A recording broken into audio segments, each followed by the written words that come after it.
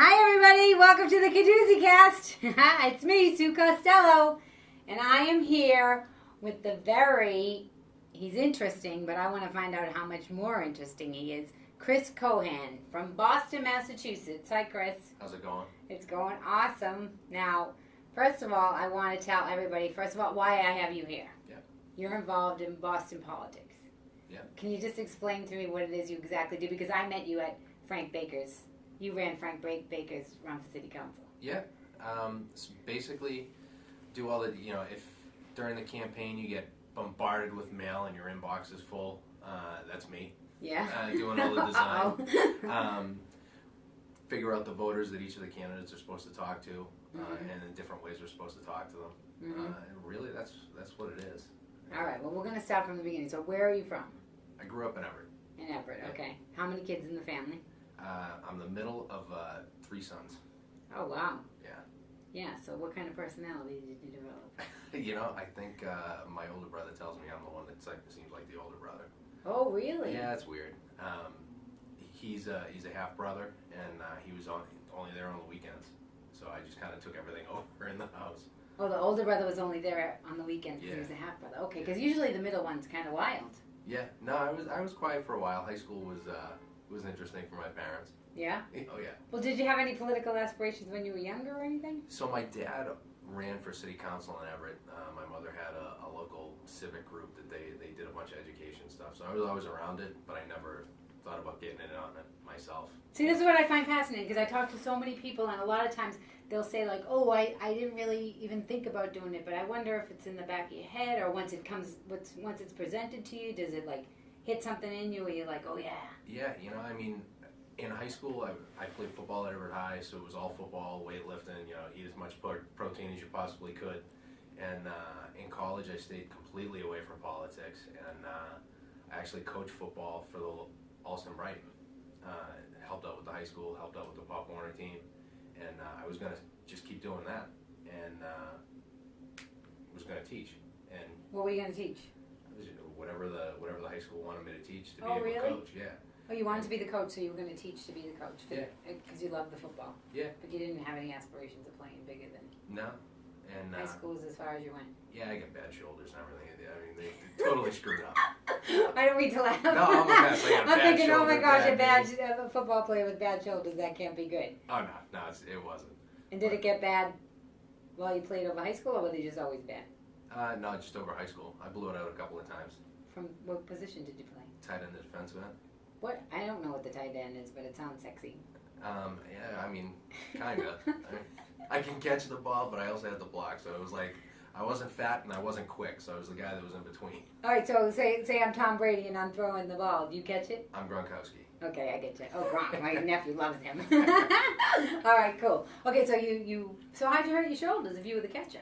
I was actually coming across the field and someone just hit me as I was making a catch and just popped the shoulder right out. And that's it. That's the end of some people's sports career, isn't it? Oh yeah, done. Played for a little while more, but got into the coaching, loved the coaching. Okay, because now I'm fascinated because the coaching, I'm seeing, I'm not sure yet, but I'm feeling like maybe something with the coaching had to transition you over to the politics. Something about because. I mean, loosely, I guess. I mean, I was going to teach, going to coach. It's when all the budget cuts came around, so I was the first one to go. You were going to go because you were the coach? No, because I was like the last teacher hired, as the first one fired, basically. So who were they going to get to coach? They already had a coach. I was going to be an assistant and Okay. keep doing the Pop Warner, and a few years when the What's coach, Pop Warner? Does everybody know what that is? Yeah, it's like little kids, so anywhere from like 6 years old all the way up to like 15. That's cute. Yeah. So we had a bunch of different teams. I ran the Pop Warner organization at Alston Brighton, and when they got rid of the position to be able to teach, I was just working electrical work to pay the bills, pay for the student loans. Yeah. And just So that's killed you. So then you get laid off from your job in college, and you have to pay back your student loans. Yeah. And we're sort of paying the loans, but family friend had me doing electrical work, and I was doing a bunch of informational interviews. Like I went to BC, so it was there was enough connections to be able to just keep doing interviews. What's an informational interview? So I knew there wasn't a job involved, but if I built up the relationship with this guy, he might get me in touch with the next guy. All right, here we go. Here's the politics happening. And All that's right. where it was. All right, so wait a minute. You have to slow down so that everybody understands and so that I understand. So you get laid off from your job as a football coach. You're in electrical. You're doing electrical work to make money to pay back the student loans. So you're not even like trying to get ahead yet. You're paying back student loans. You're like behind the 8 ball at this point. Yeah. And you're doing informational interviews with. So one of my roommates in college owns a video production company in Canton. So I sat down with him. He told me to sit down with this guy that writes for the Boston Globe. Sat down with him. He said, I got a guy in politics you might like. I sat down with him. But wait a minute. So you go to your friend who owns the video production company for what? Just to make a connection? He knows thousands of people. So he's going to know who to get me in touch with that's looking to hire. And what are you looking for at this point? Anything? I had no idea. This is so awesome to me. Awesome. So you're like, okay, I'm just going to go try to find connections I'm and let the world whatever. take. Okay, cool. All right, so he puts you in touch with somebody who writes for the Boston For Globe. the Globe, yeah. Can you say that person's name? Yeah, he's the hockey writer. Oh, what's his name? I'm totally blanking All right, on his name that's all right. now. We'll Google it or something. Everybody Google the hockey writer for the Globe. Yeah. I should know it. Well, I know. I should know it. I know. It might come to you. Yeah. So I sit down with him. He says, I got a guy that's that works for John Kerry. And I mean, this is like 2003, 2004 at the For time. no reason whatsoever, this guy just helps you, or because he's friends with your friend with who wants to. He's the friend of a friend, so he said, yeah, you seem like a good enough guy. Let me get you in touch But with what'd you someone. tell him about yourself? So I told him about the family background, told him about what my degree was in, which was political science. Oh, so you missed. We didn't get that one. So while you were coaching football, you did. So you did have some political something. Yeah, I mean, political science in college it's not really politics. It just gets you. Yeah, it just Girlfriends. It's honestly, you take it if you think you're going to go to law school. But Oh, really? I decided I wasn't going to go to law school, so it was like, all right, I got no idea what I'm going to do right now. And See, I find this fascinating because I feel like as you tell the story back, it's like you kind of did, but you weren't really sure at the time. You're almost unconscious of it. Okay, exactly. cool. So this guy puts you right. He doesn't even put you in touch with like the guy, the neighborhood guy. He puts you right to Kerry. What was Kerry doing at the time? he was running for president. Oh, So yeah. they needed a ton of volunteers. They needed a ton of everything. Okay. And the guy he got me in touch with actually they call it the motorcade. So he was running for president, and there were 50 reporters that had to follow him around and staff. And that's what they call the motorcade? They call it the motorcade because there would be like 10 cars following him around everywhere. Okay. So I was a volunteer driver for a couple of months. For the press? For the press. And hit it off with some of the staff. And they eventually brought me on staff to organize all the motorcades across the country. All right, so you got to slow down a little too because this fascinates me too. I don't think that people realize, like, I don't know if you realize, like, how, to me, hearing the story already, it's awesome. Because it's cool. Like, it is cool, Yeah. right? Like, how does it go? All right, so you're driving a car. And I think that most people have stories like this. Like, you don't just all of a sudden get, like, a lot of times it's connections. Yeah. It's treating people well. Treating people right. I mean, the crazy thing is I was doing the electrical work. Yeah. Doing all these different meetings when we had a slow time at work. And one day I was standing on a ladder, wiring up some big, ridiculous thing. And I get the call. And this guy, Roger, who I'm still friends with now, who's big in mass politics, calls and says, hey, I need an extra driver for the motorcade for Senator Kerry. This is before you worked with them, or? Before I worked with him. This is the this first is call the I first ever call got. you get. Okay. So I said, yeah, sure. When do you need me to do it? And he said, can you stop what you're doing right now and come over? So And you were like, hell yeah. I was like, yeah, why not? My boss is cool enough. I'll just tell him like, hey, I gotta go. Like this might be the chance I have to get out of doing the electrical work. Right, and the boss is like, okay, go, I understand. Like that scene from Good Will Hunting when Ben Affleck tells Matt, go, boy, go. Like, well, and that's the thing. The boss was a friend. He knew I wasn't going to be doing this long term. It was just, he needed some help. I needed some work. It was a good fit for the time, I feel like that's Boston, too. Yeah. I think a lot of Boston people are like that. Yeah. Okay, so go ahead. So I start doing the motorcade, and it's just around Boston. He was always in Boston because that's where he lives. And so now you're at the point that you're just driving and they haven't asked you to organize all of them yet. Haven't paid me, haven't done anything. No I'm pay? just like one of 10 volunteers that they can call and say, hey, he's coming in this weekend, can you drive around this weekend? And you drive who? So we would drive either staff or the press or anything in between. Would the press talk to you? Yeah. They would? Yeah. Would they talk to you about anything important or just... Not really until they started to get to know you. Then once they trust you. Then once they started to trust you, they knew they could talk to you, and you'd let them know what was going on for the day. And did you have certain people that you liked and you didn't like that would give Yeah, certain information? exactly. Everyone's got favorites. Yeah, cool. And I did it for like a month and a half, and What'd you do with the electrical job? so most of the time we were doing the driving was on the weekends, so I was able to do both and get by. And then after about a month and a half, I actually remember it was Mother's Day weekend, 2004. They called me and said, "Hey, we got your first paid job. Do you want to fly out to Pennsylvania?" Okay, so now you go from getting laid off and losing your Pop Warner job to being an electrician to now you're going to fly to Philadelphia for your first paid job in the presidential election. Yes. So With Senator John Kerry at the time. Yeah, and it's they call it. There's normally 4 or 5 people that do every trip, and they call them the advance team. Right. So you get someone that puts together the events, someone that does all the hotel work, someone that builds the crowds, and someone that organizes the motorcade. Which is so important for, I mean, I'm not a politician, but for me, I need people that I can rely on. Sometimes like it's so important to have those people. So they have to be good. Yeah. Okay. And it was my first trip. We were in Fox Chapel, Pennsylvania, and it was a quiet weekend. It was just like Mother's Day weekend, so they were over at his wife Teresa's house in Pennsylvania. But it was my first paid trip. But you weren't part of the advance team? No, that was my first time as an advance team. What? Yeah. So like a month and a half in.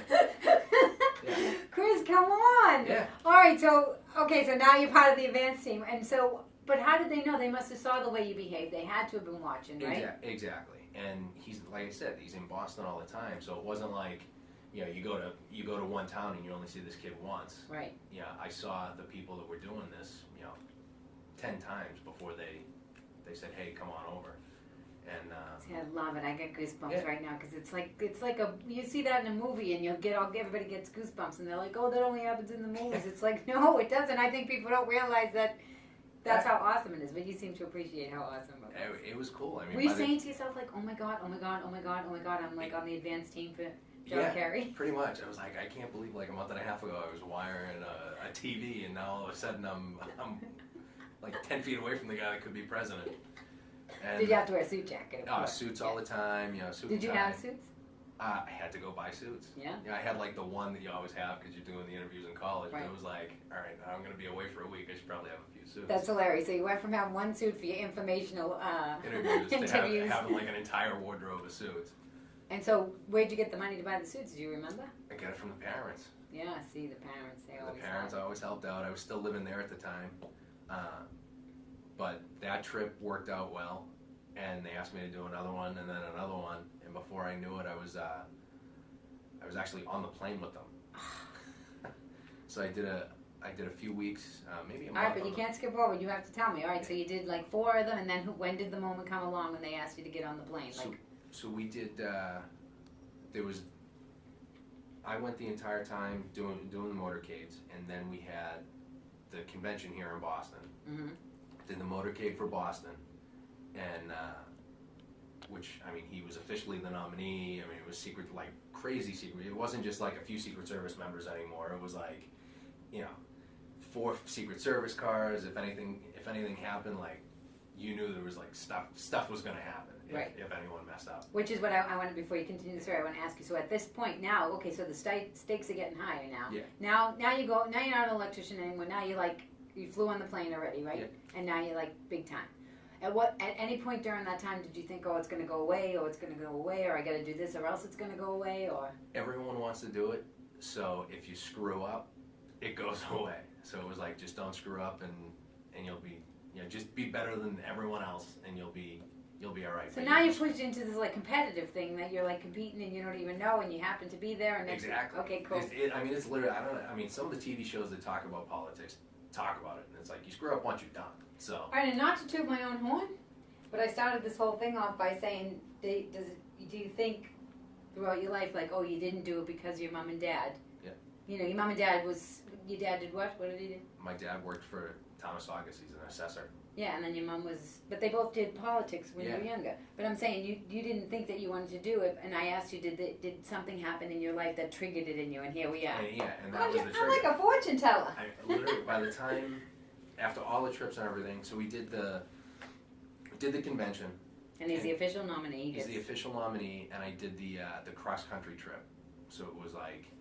Why does he do the cross country trip? Because he has to go get everybody to vote. As much as possible. So we had fundraisers, rallies, just smaller events, larger events. And are you still doing the motorcade, or what are you doing now? Still doing motorcade. But what are you learning? You're learning something about how to get voters, right? Putting together events, okay. Doing some of the rallies, and jumping ahead of them. So they'll be, once they get to an event, I'll jump ahead to the next one, and then the next one. So you're learning how to fill people in a room. You're learning how to fill people in a room, meeting people across the country. I mean, what was the main thing that you saw? You must have had like a vision. Like, what did you see? How the easiest way, like from A to B? Like, what was the quickest way? Was it the email list? What was the way to get the people in there? What was the most productive thing to get people out? Honestly, it was a good field program. Like, so field is basically the stuff we did with Frank, where it was just. Yeah, everyone hates it, but the harassing phone calls. Oh, like, we're gonna go through Frank's whole campaign because that was awesome. Harassment equals turnout. So we would call, knock on doors, send email, whatever we could to get as many people in a room as possible. And you guys never got embarrassed by this. You never had any it was just you wanted him to win. Yeah, we wanted him to win. Was it for your own good or for him? Did you believe in his politics? Did you? It was so early on in me getting involved in politics. I just knew I was a Democrat. I didn't know what kind of Democrat I was, so I knew I was for John Kerry. Okay, cool. And I over the years I've learned more, and like now I'm picky and choosy about the candidates I work with. I'd still work for John Kerry again, but okay. There's some that I wouldn't work for again. Mm-hmm. And we're traveling across the country. We do this tour. It's like 35 states in 2.5 weeks, and I always thought it was cool that I'm sitting here with all these reporters, the presidential candidate, all the staff, and it didn't hit me until we hit California. And we're in California, and my friend at the time is he does documentaries for a living, and he was over at USC, their film school, their grad school, and I told him, hey, I can't come out tonight because we've got a party for the end of this, and this is the last leg of the trip, so we're having a party, and Kerry's going to be there, the reporters are going to be there. Does Kerry know you by name at this point? He does. Okay. And his wife knows me by name, so I'm in good with the staff. Okay. So I know I'm doing okay. And my old roommate from college says, "Well, can I just come to the party?" I said, "Yeah, why not? That'll work." Not even thinking. With my camera and my glasses. So I'm not even thinking I just invited him to this party that's completely closed off to everyone. And he's a documentary filmmaker. So he pulls up and he gets to the first level of Secret Service, and they're like, "You can't come in here. Like, you're not on any list."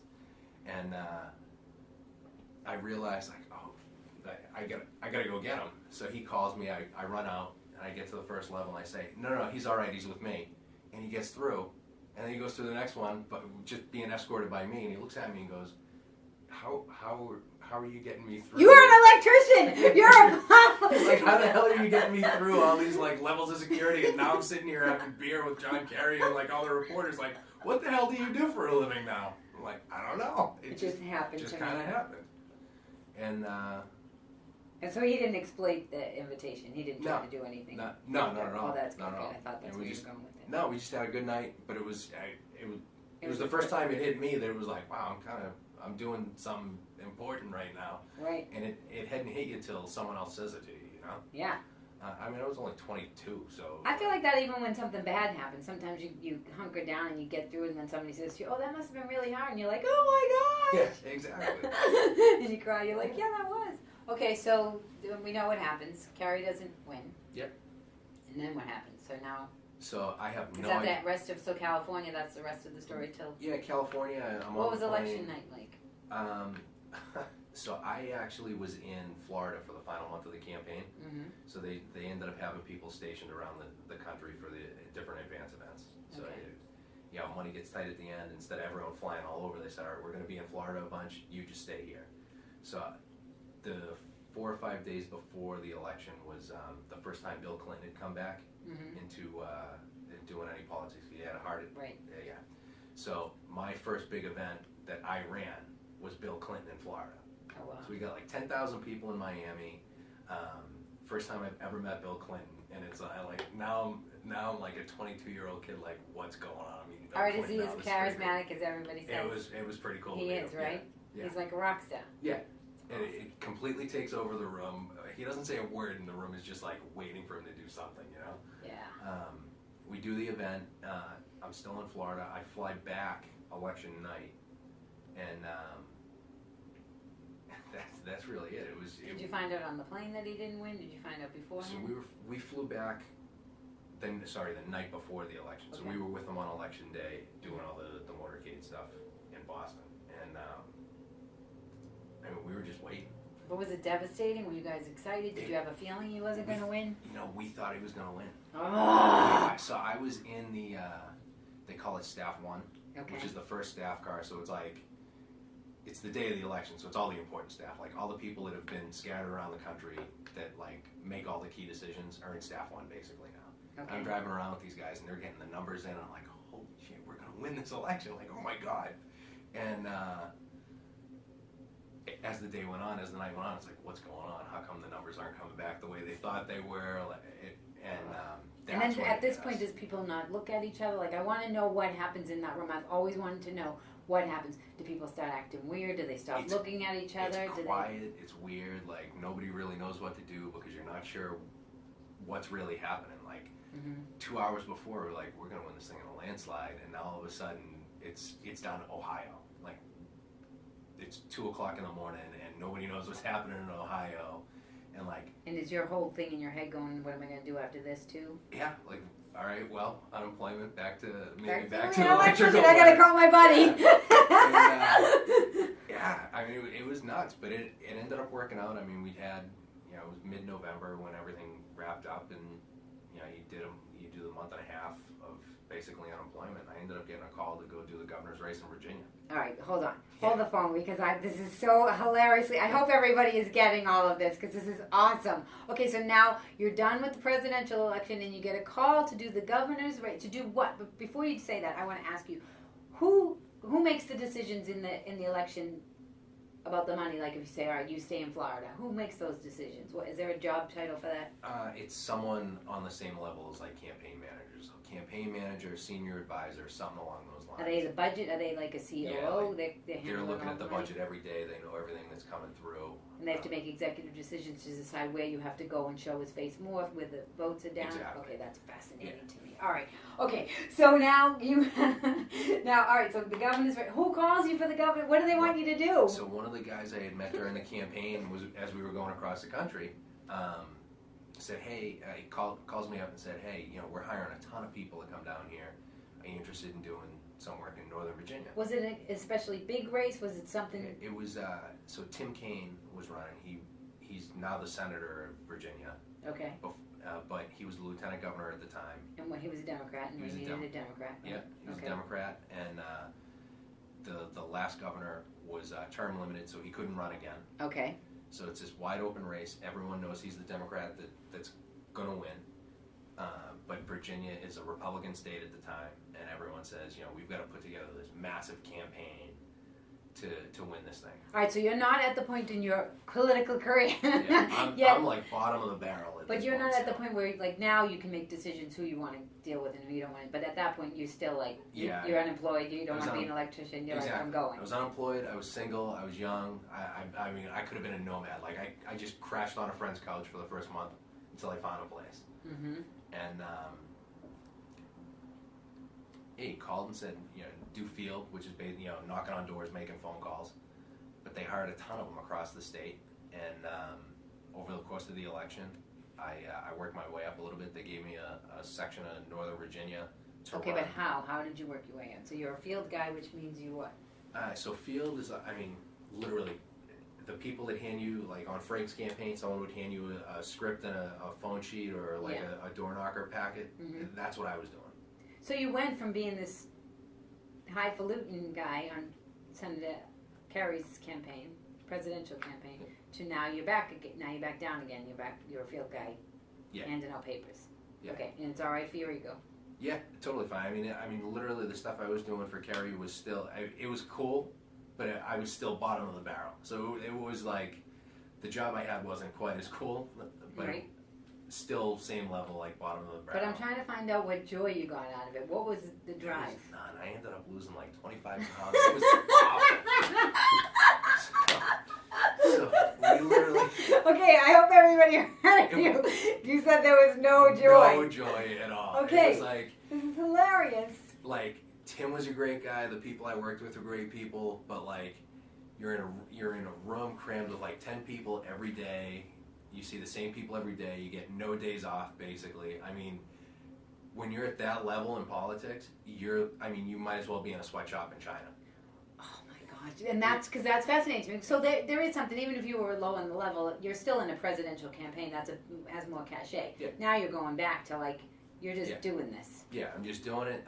I figure like, let me see if I still want to do this after like they beat the hell out of me for the next year. And yeah, I mean, we knocked on doors for like 4 or 5 hours a day, 6 hours on the weekend. And it is hard because I knocked on doors with Frank, and it is. They hang up on you, and you try not to take it personally. And this is Boston with Democrats. Now think about being like the Democrat with the Boston accent in Virginia, getting screamed at on the phone because you're calling a Republican. I mean, it was brutal. So. And how long did it last? How long did you guys do before the election? So I was there from March all the way to November. Okay. And you lost 25 pounds? It might have been more. I mean, I've definitely found it all, but it's I dropped like 25, 30 pounds. And what kept you going, honestly? I mean, honestly, I just don't quit. Like, there's been a number of jobs I wanted to quit, and it's like, oh, I just can't quit. Seriously, that almost just made me cry. Yeah. I'm like, yeah. Because sometimes that's the only way that you can get to the other side by not quitting. Honestly, that's how it's kind of happened. I mean, you don't realize it until you get a few more years down the road. I mean, in politics, the first few years in politics, they beat the hell out of you. You get virtually no credit, and you get paid nothing. Like, I lived in donor housing because they didn't pay me enough to pay for rent. What's donor housing? So there's a good Democrat that was like, oh, you're from Boston? Like, you can stay in my, like, extra bedroom because I know you're never going to be around, so you don't have to pay for rent somewhere. Okay, there's a TV show right there. I'm like, perfect TV show. It's hilarious. completely ridiculous. It'd be like this weird family, and you're like, oh, sorry, excuse me, I'm just trying to go to work. Yeah, like, you just I'm not going to eat anything. I'm on a diet. I lost 25. Yeah, you leave at like 7 a.m. to make sure you're not there when they're like sitting there eating breakfast, and you get home at like 10, 11 o'clock at night anyway, so they're already... So you literally, for that whole time, dedicated your life to this guy. What's the governor? Tim Kaine. Tim Kaine. So he's a senator now. You'll have to excuse me. I just started really learning about politics, like really caring, past couple of years. Yeah. I didn't feel, I'll tell you, I mean, I didn't know who I was. Yeah. So I always felt like, oh, and I also felt like, oh, why bother? Which I think a lot of people feel, but it's not true, because listen to what you did. But anyway, so you're doing this from March to November. Yeah. You literally have no pleasure in your life, like. I mean, not even like comfort, not even home comfort. No home comfort, but I mean, we ended up, the little things that kept us going. Like, we bought a grill, and we would grill out back every night. Like, I mean, you're 23, 24, you'll just, if you have a burger and a beer, you're fine wherever the hell you are, you know? But see, there's something awesome about that story. Like that, you literally find the simplest things in life to make you happy. Yeah. So, and you appreciate it way more because the rest of it has been stripped down. Yeah. I mean, that campaign, I ended up meeting the girl that became my wife. So She liked that you had lost the 25 She liked that I lost 25 pounds. No, she was probably a good woman. She was like, I gotta feed him, I gotta take care of him. I'm the one that does the cooking. You do? Oh, it's brutal. Oh, please. I do the cooking. You cook and you never quit. You're amazing. I know. I try. All right, so I want to hear about, so you met her on this? Met her on that campaign. Okay, we need to hear that. So now you have no pleasure except for the grill and a beer. Grill and a beer, and the girl is going to be my wife. And you're hoping that the guy wins because you want him to win because he's a Democrat, because you're a Democrat. And when did you meet what's your wife's name? I met her the first day I was there, Stephanie. All right, I need to know. Was it love at first sight? She was dating someone at the time, but I was like, this will be good. All right, what do you mean? So I walk in the room, like I said, it's a big staff, and we had like 10 offices around the state, so there's like 120 of us in the room. Mm-hmm. And I walk in and I'm like, this is gonna be brutal. You just look around the room, you're like, no one immediately jumped out and was like, I'm gonna be friends with this guy or like something's gonna.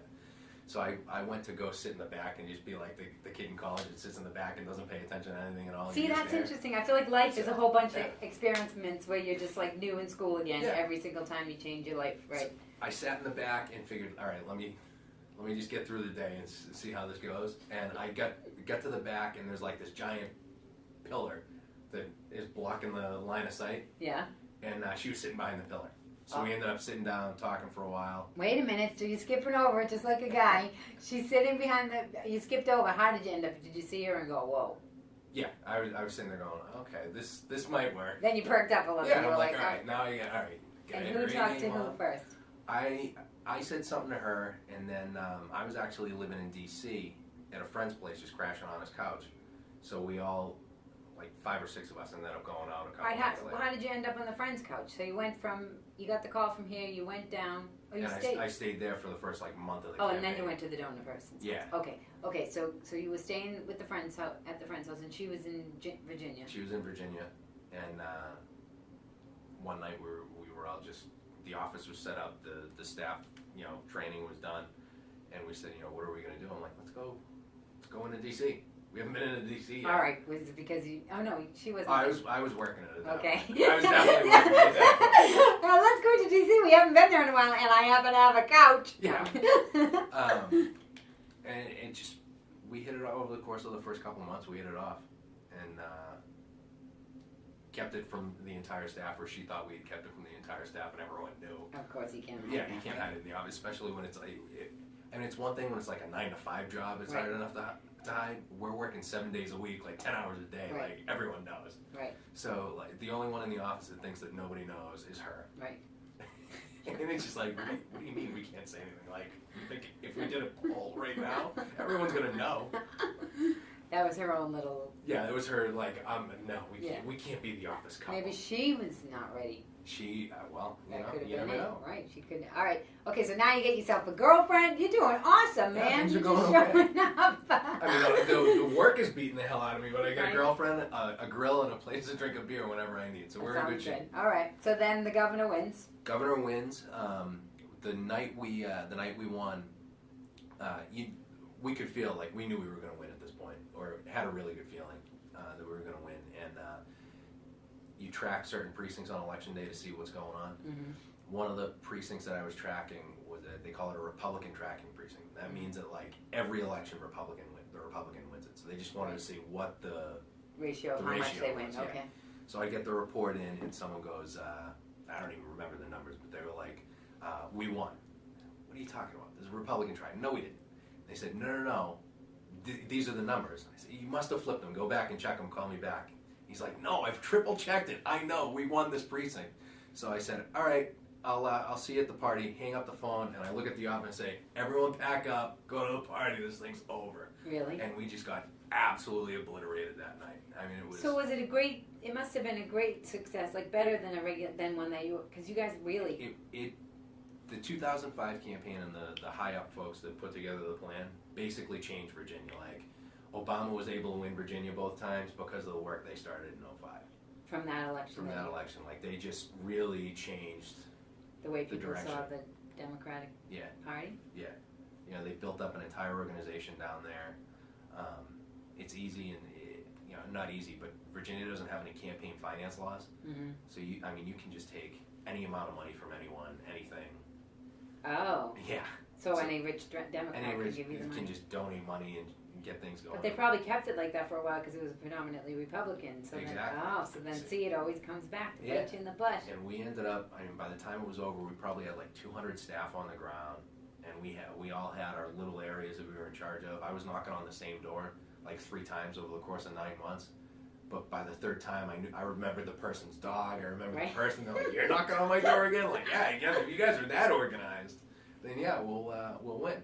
There is something about that, right? It's all about the organization. So it's the same idea that I always go back to. You have to push through the discomfort, though. Like the second time, she was ready. The person at the door was ready to, and you went back one more time. There were people that, like on the 2nd or 3rd time, started to volunteer because they saw how organized we were. And I'm getting goosebumps again. I can't Because believe it.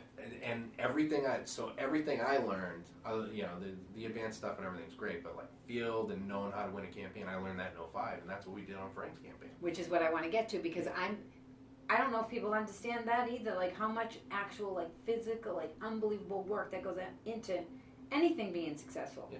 Very rarely does anything just happen overnight. Even though they like to make you pretend that it does so that we all feel bad about ourselves. The truth of the matter is, like even the people that ran that campaign who put it together in Virginia, they moved on probably politically to be... There are people all over the place right now from that campaign in Virginia, so that like the best of the best in politics in the country right now got trained in that race. They did, right? Yeah. So there's something so cool about the fact that it was so almost so uncomfortable, and you guys were so physically, you had no idea what was going to happen. I had no idea what was going to happen, but that, you know, everyone who stayed in politics, it ended up doing really well. Okay, so was that before? That wasn't the last thing you did before Frank's campaign. No, I did the governor's race in Boston in '06. Which is... Yeah. Oh yeah, the governor's one. Yeah. I was thinking the mayor. Yeah. And then I've been in Massachusetts since '06, so I did the governor's race in '06. I did special election for Nikki Songus up in the Lowell area in 2007. Stayed on her campaign for... What was your job? What was your job in the governor's race? So you went from being on the field, which was the best experience you got. Yeah. To learn how. I moved up and I came up here and I was the regional field director. So I had an entire region for the whole governors. For Tom Riley when he ran. Mm-hmm. And he didn't win. He didn't win. Tough experience. They didn't put a whole lot of effort in field, especially after, you know, coming from the 2005 race in Virginia where it was all about field. That was one of those tough races where you thought about quitting a couple of times. Because they weren't doing what they were going to need to do to win, and it was pretty factual. It wasn't like anything else. It was just the facts were there. It was clear to us. And what were they relying on? Were they relying on image? Were they relying on... Yeah, image, being the front runner, you know, having more money than everyone else. You never can rest. Yeah. So it was, you know, and everyone on the campaign had a sense. Like it wasn't so much the people that were hired on the campaign as it was the candidate himself. Okay. And, the drive, he didn't have the drive. He got a little ego. I think it's a little of everything. I like that you're whispering, but you're still saying it. Yeah, like it's definitely a little of everything. I mean, everyone that stayed in politics from that campaign is doing pretty well right now. All right, now I have a question for you about that. Now, do you think, from your experience, this is just from your experience, in terms of political people advancement, do you think it's more guts or more brains? Guts. Like I've seen people that aren't the most brilliant people in the world get elected. Which brings us to Frank. He'll kill me.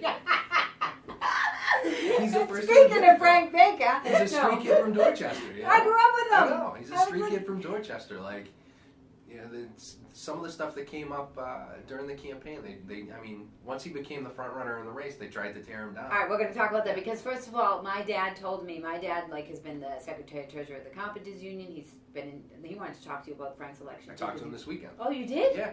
I talked to him yesterday. You did? Yeah. Oh my gosh, did he love hearing all about it? Oh yeah, we're gonna get together and go over some. He's got a race down where he's living. Yes, and he wants.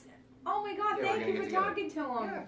Yeah, I mean, and I grew up with him, and I grew up with all the with him picketing and everything. Like, and so I'm fascinated by it. Like I said, I wasn't always involved completely because I was working on trying to figure out who I was, but now that I am. So my dad said that some people never live a life ever being able to experience what I experienced with Frank's election. That kind of like joy, which it was amazing. It was a great election. All right, so he was running for City Council, which is pretty much Dorchester, which is where we grew up. Me and Frank. Okay, Frank comes from 13 kids. Brothers and sisters. Okay. So, Mr. and Mrs. Baker, they have 13 kids. Frank's like the second youngest. Yep. Right? The second youngest, yeah. And so he all of a sudden decides, what happens? Maureen. Yeah. Usually when you get a seat like that, you have it for life. Like people keep re-electing you, right? Keep it. And so the person that was in there, Maureen Feeney, said, I'm retiring. And all hell breaks loose. Everyone says they're running. It's like a how many people did? Frank wasn't involved yet when she first did it, right? Nah, Frank got in. He was one of the last people in the race. And, right. I remember when he had like a day left to do it. He had Yeah. a day to put in whether he was going to run or not. Yeah. So there were 5 or 6 people in the race. Now, Frank's backstory is he worked for the Printers Union in Yep. Boston, and they shut it down, Yeah. which is usually unheard of. That usually would never Yeah. happen, usually in a union forever. Exactly. It usually never happens that anything gets shut down. So his union gets shut down. He has no job. Yep. He has 2 kids, a wife. Yep. Pulls out his balls. And says, I'm running for city council, and everyone says, you're doing what? He's got his entire family is basically the field operation to get Which started. was awesome because Yeah. they totally rallied behind him. Yeah, we never had a lack of bodies because if one cousin was tired, then another niece came through. Right, It and was James, crazy. his brother, Was basically the finance director, raised all the money for the campaign. did the whole shebang. Yeah. Just his brother, James, who's like a construction guy. Like, right? He Got met on the phone and just started calling it every favor the family ever needed or had given. He'd call up and say, hey, Frank's running, we need your help. And he's running against Craig, so he throws his hat in the race and everybody thinks he's out of his mind. There's no way he's ever going to win, right? Exactly.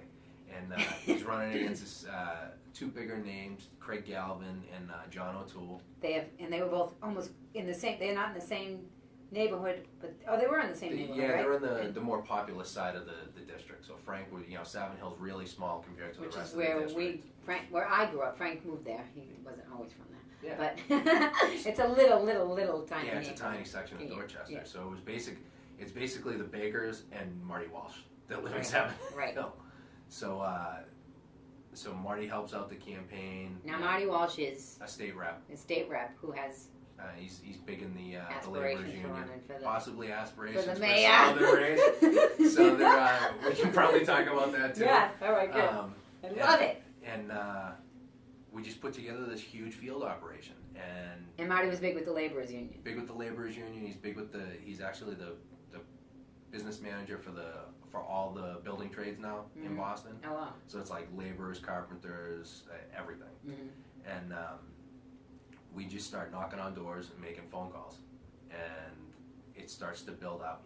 We lock in Savin Hill, and we know he's going to get like 80% of Savin Hill is going to vote for Frank. So we start going into the other neighborhoods. Because first, it's the 3 of them. Was it Galvin, Frank, and John? O'Toole. And then there were 3 other candidates that were running that got a couple hundred votes each. But it had to just come down to 2. It had to get down to And 2. they really thought it was going to be O'Toole and Galvin, I remember, right? Yeah, that's what everyone said, and we stayed under the radar the entire time and just got our IDs, figured out who was going to vote for Frank, and on election day, we had built up this organization, built up the IDs in September. The IDs meaning who we found out gonna exactly vote for who was Frank. going to vote for him. And, How'd you do that? Same thing, tenacity, knocking on doors, knocking on doors, phone calls. If Frank wasn't knocking on a door, it was a volunteer. We did a ton of mail, so we bombarded people with mail, either just dropping it at their door or mailing it directly to them. And you just see signs popping up everywhere, and we were like, we got a chance at this thing. We feel pretty good. And I remember driving down Morrissey Boulevard and just seeing the huge Baker signs, and I was Oh, like, yeah. oh my gosh, Frank! people were going nuts. It was like, how's Frank Baker going to win this thing coming from Savin Hill? Mm-hmm. And we pulled out our vote on election day, and I remember we call it the boiler room. So the room where you make all the decisions, you call the boiler room on election day. So we were Right, off but this is the what's it called? The primary. the primary. Yeah, this wasn't the one that I was completely up Yeah. there involved in. The primary, they were trying to figure out if Frank was going to win. Yeah, I helped out a little, but I wasn't as involved. Okay. So we're in the boiler room, we see the numbers coming in, and I call up Marty Walsh and say, we need to turn out Savin Hill a little bit more. And all of a sudden you hear that there are 10 cars following Marty Walsh down the middle of the street, going down Savin Hill Ave, knocking on doors and telling people to get in the car and go vote. And it was basically like a walking cab service. Goosebumps again. And the turnout was crazy. And we ended up not just getting through, but we won the primary. Yeah. And they all tried to say, oh, you won the primary, you can't win the general, there's not enough people from Dorchester. To beat O'Toole, because everybody thought Galvin's guys Galvin's guys were going to go with O'Toole. O'Toole, right? And the mistake they made is on election night, O'Toole was the mayor's guy. So everyone assumed, all right, the mayor's going to get behind him heavy, he's going to walk away And the with mayor this thing. did. The mayor got behind him pretty heavy, and at their election night party when they finished second, Maureen Feeney, who had also backed O'Toole, and she was the person that was was leaving. When they finished second in the When they finished primary. second in the primary. Okay. They said that with two candidates, the north part of the district would beat the south part of the district, or vice versa. The south would, whatever it was. Meaning O'Toole would beat So Frank. Savin Hill would beat the other. Savin Hill would lose because they don't have enough people. Right. And the best mail piece we did the entire campaign came out the week after that said, and it was the slogan for the rest of the campaign was a united Dorchester is a stronger Dorchester. And we sent out a picture of what Dorchester looks like on a map, sliced in half, and then one with Frank sewing it back together. And they went nuts. They said it was a negative mail piece. Oh, they did? No, it's not negative. You're saying that we're divided, and we were like, yeah, that's exactly what we're saying. You're dividing Dorchester, and everything backfired on them, and we just slingshotted right into the primary. From the primary into the general, we ended up beating this guy by 12 points. But it was crazy. But also, not only that, but Frank, to his credit, put his head down. Frank doesn't have 20 pounds to lose, and Frank probably lost 20 pounds on it. But he knocked on doors. He was literally like the story where people are like, oh, that would, the good guy never. Yeah. I remember Bill Forey from the Dorchester Reporter. Now, people need to understand Dorchester is like, they see The Departed, they see all these movies about Southie, but Dorchester is like, it's the same idea, but it's like its own little country. Like, that's how connected everybody is. And so, Bill Forey, the guy he's the editor of the Dorchester Reporter, he was crying. Yeah. And he was like, Sue, this never happens. The good guy never wins. And good, bad, I'm sure there's people that would argue, whatever. But the couple of stories that I remember during the time is, first of all, they attacked Frank for his criminal record. He had a criminal record, is that what it was?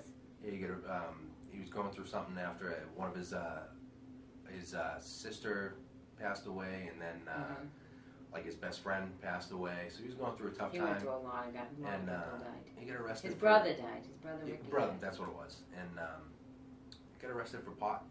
With my old boyfriend. Yeah, and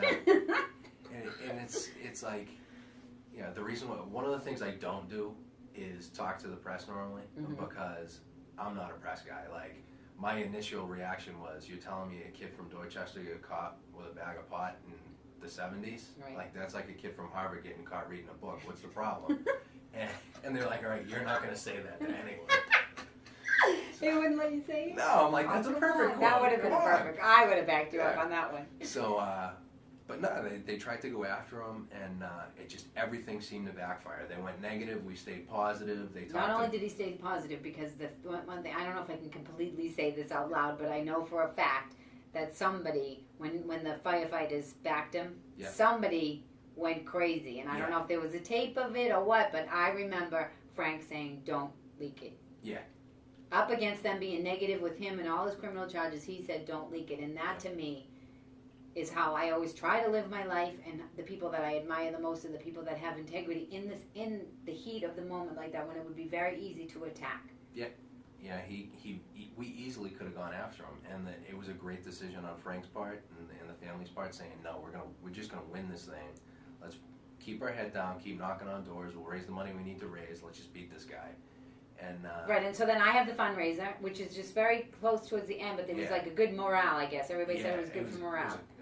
Did a comedy night. It was like 5 or 6 different comedians came in. Yeah. Everyone was laughing like crazy. We raised a bunch of money that we needed to get to the end, and all those were all people who did favors for me. That were just, I mean, Heidi Watney came. Yeah. I think Mickey came too. Mickey Ward came. I think he swung by. Yeah. LB hosted the whole hosted. thing. He even got up and threw a few jokes he was out hilarious. there. He was hilarious. Mike Baker killed. Yeah. But all I did was call them up and ask them to do me a favor, and they were like, Sue, absolutely. I'm like, and I was like, you got to do it for Frank, because Frank's. It was a great night. Like, we had 250 people at least in the room. We raised the money we needed to get through to the end, and everyone walked out and was like, all right, we're ready to go. Yeah, it was like a morale booster. Yeah. Like, that was amazing. I didn't even think of it in terms of that. I mean, at that point, they were going after him pretty heavy, and we still weren't sure if we were going to win or not. Well, and also, we're 2 kids. I mean, Frank grew up together. I mean, from like the time we were like 12 years old. I mean, and so it's like, here we are. I'm having a comedy fundraiser for him as he's running for city council. It was like pretty positive. It was great. I mean, over the course of the same time, I mean, Frank's doing his door knocking. We've got these fundraisers that you're throwing together, and he's actually picking up endorsements from people that nobody expected to endorse. Like you mentioned Forey, his wife, Linda Forey, she's a state rep from one of the black sections of Dorchester, came out and endorsed Frank. And she says, the reason I endorse is because of the mail pieces you're sending out saying a stronger Dorchester is a united Dorchester. And she's, it all started to come together. Everyone was re-energized, and we probably had a couple hundred people on the ground knocking on doors, making phone calls on election day. Well, I remember that. I remember James telling us that all of it's all important, but the most important thing is getting people out to vote. Yeah. And I don't know if people realize, because they think like I did for a while, because I felt dumb. It's not because I didn't want to be involved in politics. I felt like I was dumb, and that if I said something that was stupid, that people would judge me, or I just didn't know. It felt so overwhelming to me. And then once I knew with Frank it was very easy. I was like, well, it's Frank. Yeah. And I'll do whatever he needs me to do. You've known him forever, so if anyone ever has a question, you can give them an answer. But I mean, that's the thing with people. Even in the presidential campaign this year, there was only like 75% of people actually voted. So 1 in 4 people didn't come out and vote for president. It's like apathy, and I understand it. I have compassion for it. I'm not judging it, but because like I said, I'm not like, oh, now I like to talk about politics. I understand the but I think if people hear like how much work really goes into it, and a lot of baloney's out there, but there's a lot of baloney everywhere. And my theory is, like, do you give in to the baloney? Like the story of Frank, I know it's a small little neighborhood, and like the rest of the world doesn't even know what it is, but everybody comes from a neighborhood. Exactly, and now he's a Boston City Councilor. He's one of 13 people that helps control an entire city. He's one of 13 people. One of 13. So I mean, that's going to have an impact for God knows how long. Basically hopefully as long as he wants to stay there. And he's friends with Marty Walsh, and Marty's going to run for mayor. We're thinking Marty might run for mayor. We're thinking. And, But I want to talk about that night, because that's when I called you, because I really wanted to know. You were in the boiler room over at the EBW. Where were you? We were over at, we were at the Ironworkers. The Ironworkers, right. It wasn't the electrician. And we were getting numbers in, and it was like, we knew right off the bat, like, we just crushed this guy. But you didn't tell any of us. No. I remember standing outside Florian Hall. Even O'Toole was there with all his friends, and I went over, and I was like, hi, guys. And they were like, hi, Sue. And I was like, Sue, I can't believe you said hi. I'm like, I can say hi. And James literally was in his suit, and we were I mean, I'm very, like, I can pick up on people, and I'm like, oh, James is, like, he's nervous. I'm like, I have no idea what's going on. We were so nervous, and we wanted Frank to win so badly, and we had no idea. So at one point in the boiler room, and I mean, you got to work everyone as hard as possible to make sure that they're still not, because you never know what's going to happen on an election day. So that's what you did to us. You kept making us stay there till like 8 o'clock. You said we had to stay there. Well, here the thing was, we knew that we were going to win, but we wanted to win by double digits to like make the statement like, you can't go negative against this guy.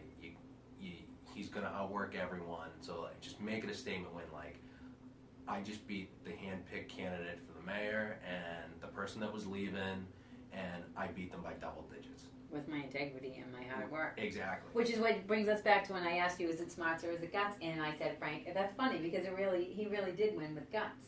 But you know something? He was smart to stay positive, because it was the best part of the campaign for him. And also, I'll never forget that night. They were in the headquarters, was a place called, it used to be Arnie's. It used to be a candy store.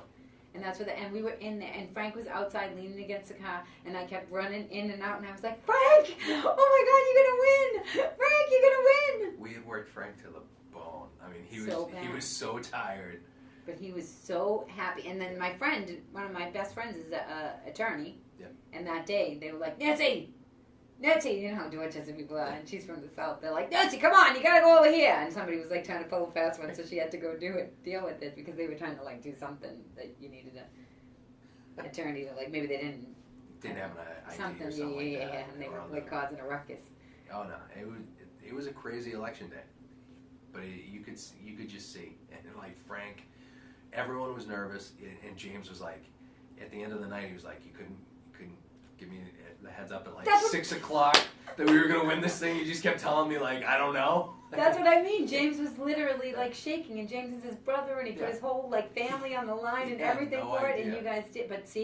But you learned that back in Virginia, like, and you also, the idea of you wanting to do the double digit, like, I bet you people never would even think that you would do something like that. It was a statement to make sure that, Frank won this thing, and it wasn't close. You can't call it a close race, but like, we won.